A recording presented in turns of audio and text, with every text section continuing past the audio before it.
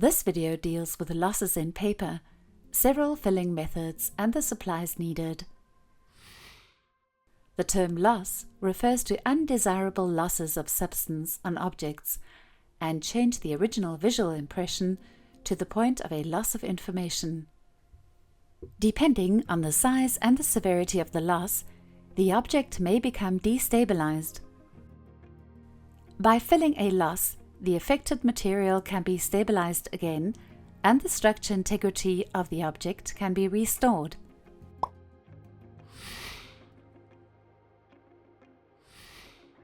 Depending on the material the artifact is made of and its structure, different tools can be used for filling.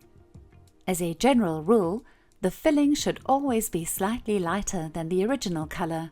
In addition to the color, a similar sieve structure can be important. The thickness of the paper is also an important factor to consider. Additionally, it is essential to choose a material with similar expansivity when exposed to fluctuations in temperature or relative humidity. Japanese paper, which is available in a wide variety of fibers, grammages, and colors, is suitable for filling. Handmade paper for conservation purposes can be used for thicker papers or papers with a recognizable screen structure. In some cases, scraps of old or new rag paper may also be used. Paper that is used for the filling of losses can also be colored to better match the color of the object.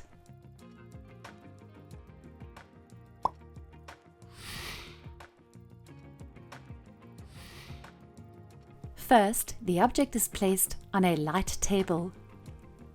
As an alternative, the object can be placed on dark monochrome paper for contrast difference.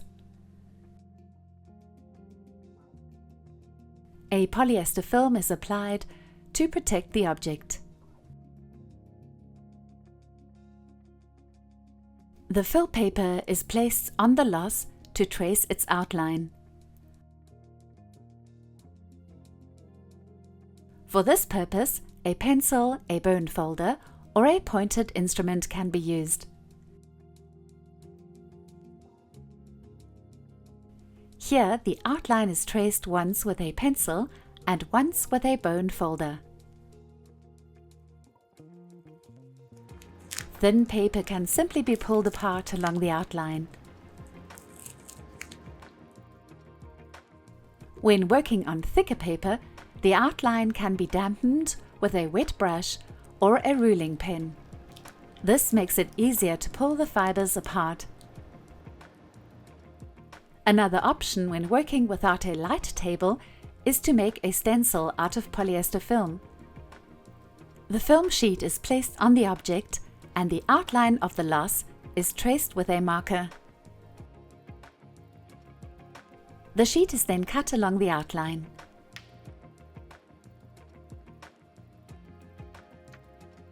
Using the stencil, the shape is copied on the fill paper.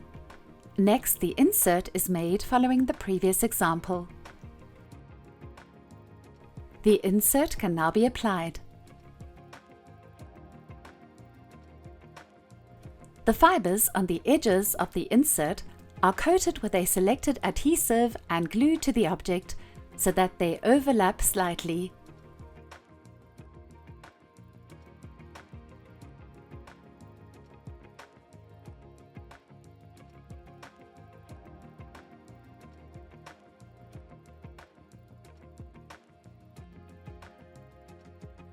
The fibers can also be tamped down with a harder brush to improve the visual transition from the fill to the object.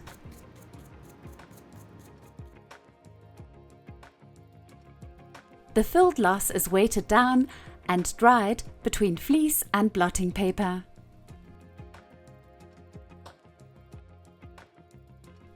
Excess edges of the fill are cut off.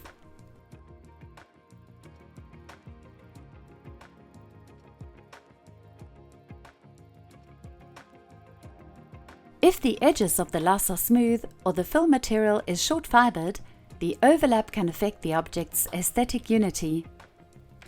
In this case, the fill material can be cut out precisely with a pair of scissors or a knife.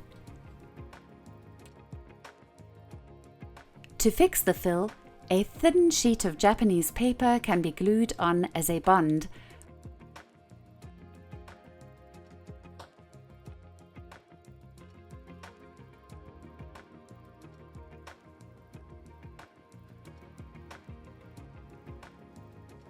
Which is then waited to dry between two sheets of blotting paper. Here is the object with the completed fill.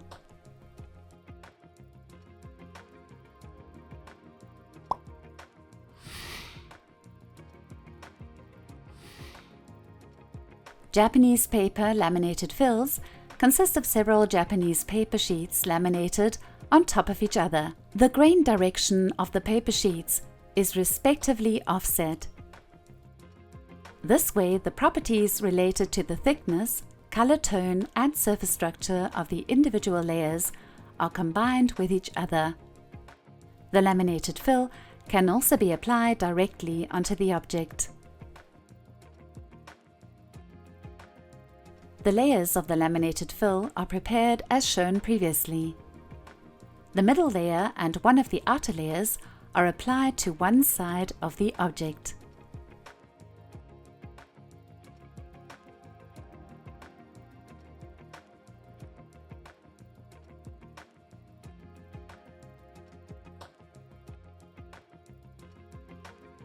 The object is then turned over and the other outer layer is applied.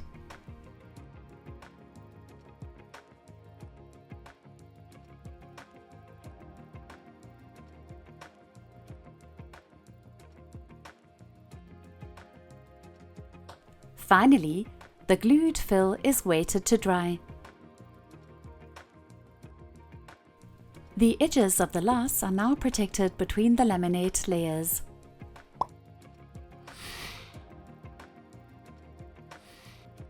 Filling losses can stabilize objects and enhance their aesthetic unity. The selected fill material should match the original optically. For this reason, properties such as paper thickness, color tone, paper structure, and expansivity are important factors to take into account.